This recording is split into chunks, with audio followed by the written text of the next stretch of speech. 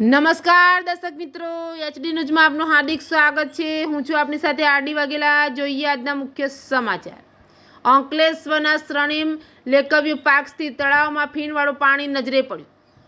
અંકલેશ્વરના સ્વર્ણિમ Lakeview park સ્થિત તળાવમાં ફીણવાળું પાણી નજરે પડ્યું। નગરપાલિકાએ કહ્યું ધૂળેટીના રંગનું પાણી છે। તળાવમાં લાલ રંગનું પ્રદૂષિત પાણી જોવા મળતા સ્થાનિકોમાં ચિંતા ફેલાઈ હતી। અંકલેશ્વર જીઆઈડીસી વિસ્તારોમાં પ્રદૂષણના મુદ્દાઓ બાદ હવે શહેર વિસ્તારમાં પ્રદૂષણની ઘટના સામે આવી છે। નગરપાલિકાના સ્વર્ણિમ લેકવ્યુ પાર્ક સ્થિત ગામ તળાવમાં લાલ રંગનું પ્રદૂષિત પાણી જોવા મળતા સ્થાનિકોમાં ચિંતા ફેલાઈ હતી।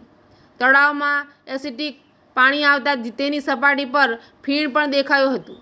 ઘટનાની જાણ થતાં જ નગરપાલિકાએ તાત્કાલિક પગલાં લીધા હતા।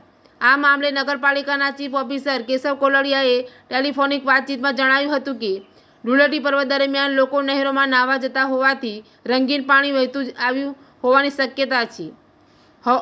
વધુ તપાસ માટે સંબંધિત વિભાગોને સૂચના આપવામાં આવી છે। તળાવમાં લાલ રંગનું પાણી વધુ પ્રમાણમાં ન ભળે તે માટે ઇનલેટ વાલ્વ બંધ કરવામાં આવ્યો હતો।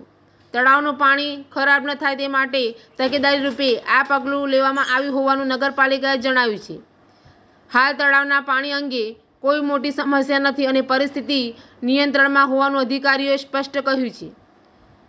એચડી ન્યૂઝ સાથે રિપોર્ટ જયેશ પ્રજાપતિ, અંકલેશ્વર।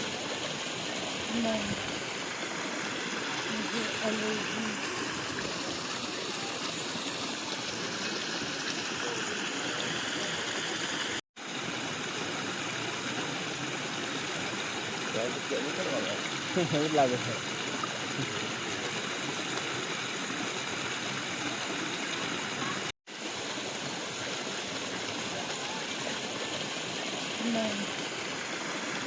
मुझे एलर्जी